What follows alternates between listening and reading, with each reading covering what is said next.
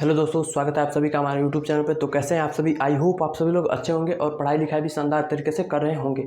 तो दोस्तों हमने जो है कक्षा 12वीं फिजिक्स को जो है 2024-25 बोर्ड एग्जाम के लिए शुरुआत कर दिए हैं। और हमने पहले वीडियो में देखा था कि आवेश क्या होता है, आवेश के गुणधर्म, आवेश की जितनी भी प्रॉपर्टी होती है सारे प्रॉपर्टियों को हम लोग चर्चा कर चुके हैं। तो उसी के क्रम में हमारा अगला टॉपिक जो होता है कि कूलाम का जो है नियम क्या होता है। तो आज हम लोग चलिए देखने वाले हैं कूलाम का नियम क्या होता है।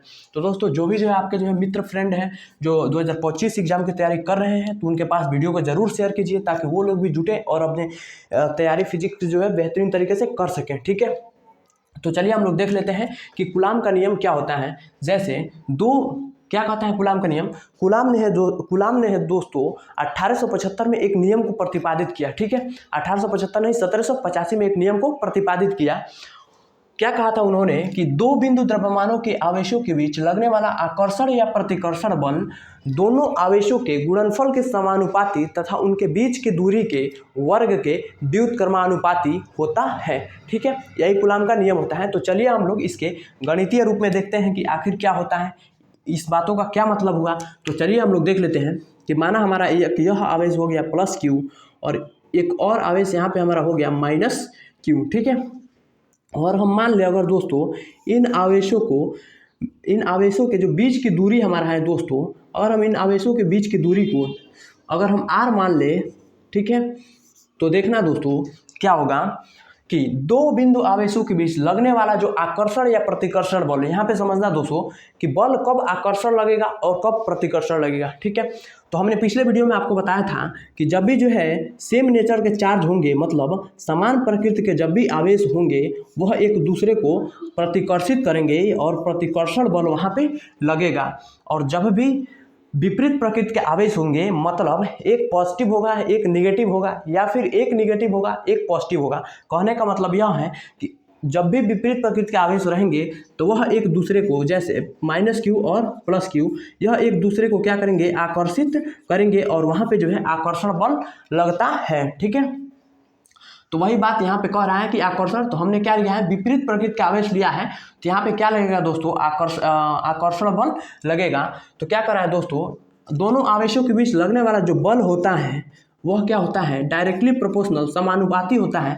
दोनों आवेशों के आवेश, अगर हम दोस्तों इसको हम मान ले Q1 और इसको हम Q2 मान ले, दोनों आवेशों के गुणनफल के समानुपाती, मतलब Q1 और फिर जो है बल लगेगा Q2। ठीक है, या फिर हम एक ही साथ लिख देते हैं Q1 इंटू Q2, मतलब दोनों आवेशों के गुणनफल के समानुपाती। ठीक है, और क्या कह रहा है, एवं समानुपाती एवं उनके बीच की दूरी के वर्ग के व्युत्क्रमानुपाती होता है। तो हमने आवेशों के बीच की दूरी को क्या लिया है, r लिया है, तो क्या होगा, इनके बीच के दूरी के वर्ग के व्युत्क्रमानुपाती, मतलब जो बल होगा बीच के दूरी के वर्ग के व्युत्क्रमानुपाती, बल क्या है r का वर्ग r स्क्वायर वर्ग के व्युत्क्रमानुपाती होता है। ठीक है, इसको हम समीकरण 1 मानेंगे और इसको हम समीकरण 2 मानेंगे। ठीक है, तो देखना दोस्तों लेफ्ट साइड बराबर है तो राइट साइड हमारा बराबर होने वाला है। तो F जो है डायरेक्टली प्रोपोर्शनल हम लिख सकते हैं Q1 Q2 by r square. तो जब भी जो है दोस्तों प्रोपोर्शनल चिन्ह हटता है तो वहाँ पे क्या होता है दोस्तों, समानुपातिक नियतांक आता है। तो यहाँ पे भी एक समानुपातिक नियतांक आने वाला है।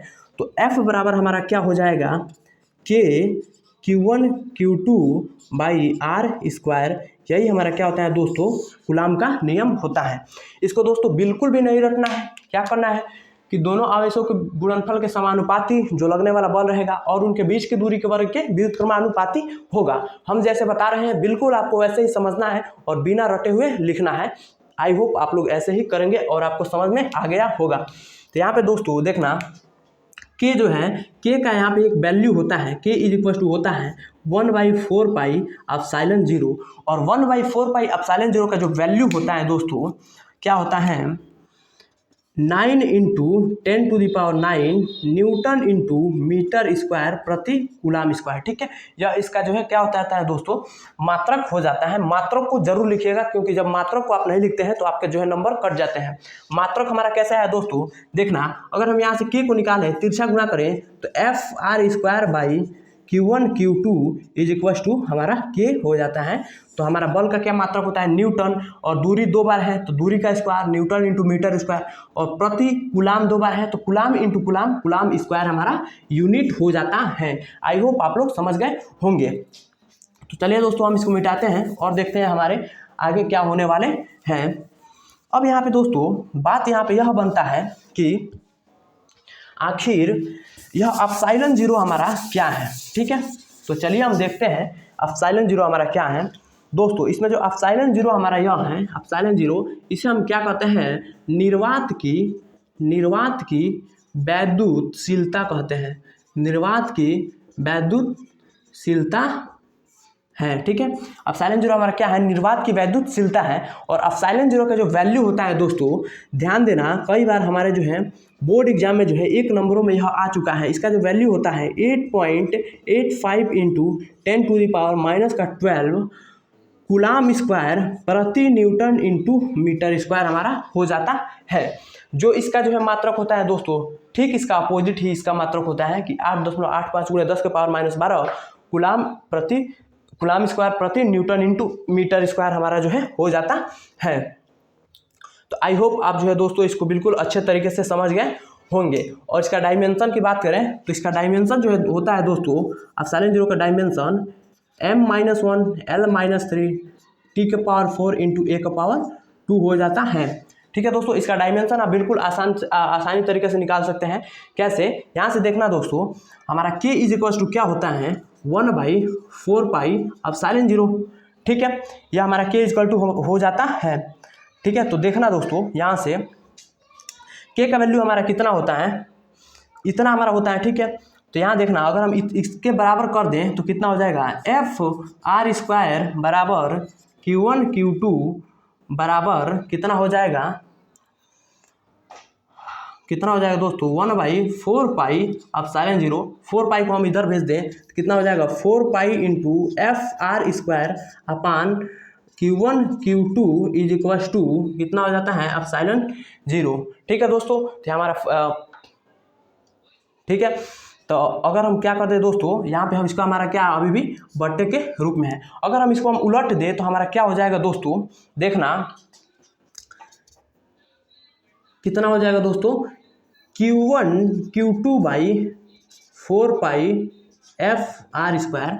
4 का जो है क्या होता है दोस्तों, यह कांस्टेंट है तो इसका कोई डायमेंशन नहीं होता है।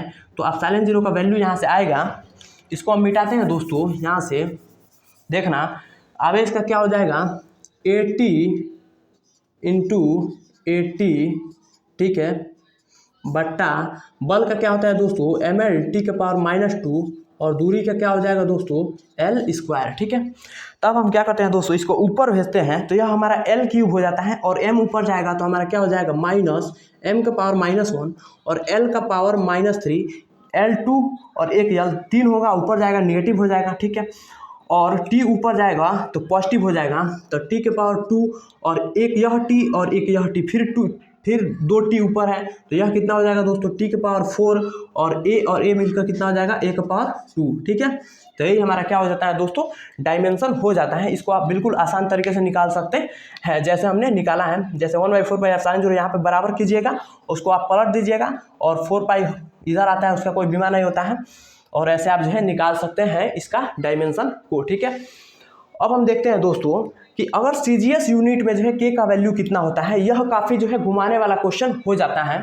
तो हमारा जो है CGS पद्धति में k इज इक्वल टू 1 होता है। तो CGS पद्धति में जो कूलाम का नियम होता है, F is equal to Q1 Q2/R² हो जाता है, ठीक है। यह जो है दोस्तों मोस्ट इंपॉर्टेंट है, ठीक है, मोस्ट इंपॉर्टेंट क्वेश्चन है।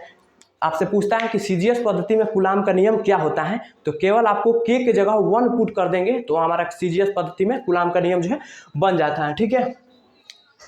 तो दोस्तों आई होप आप लोग जो है बिल्कुल अच्छे तरीके से कूलाम के नियम को समझ गए होंगे, ठीक है। अगर वीडियो पसंद आया हो तो लाइक कीजिए और चैनल को सब्सक्राइब कीजिए, और आपके जो भी मित्र हैं जो 2025 में पेपर देना चाहते हैं उनको जोड़िए, ठीक है। और एक प्यारा सा कमेंट करके ज़रूर बताइएगा कि वीडियो आपको कैसा लगा। तब तक के लिए इतना ही, और मिलेंगे हम किसी अगले मज़ेदार टॉपिक के साथ। इसके जो आगे का जो हमारा टॉपिक होने वाला है उसके साथ हम लोग मिलेंगे। तब तक के लिए पढ़ते रहिए, मुस्कुराते रहिए, माता पिता का नाम रोशन करते रहिए। जय हिंद।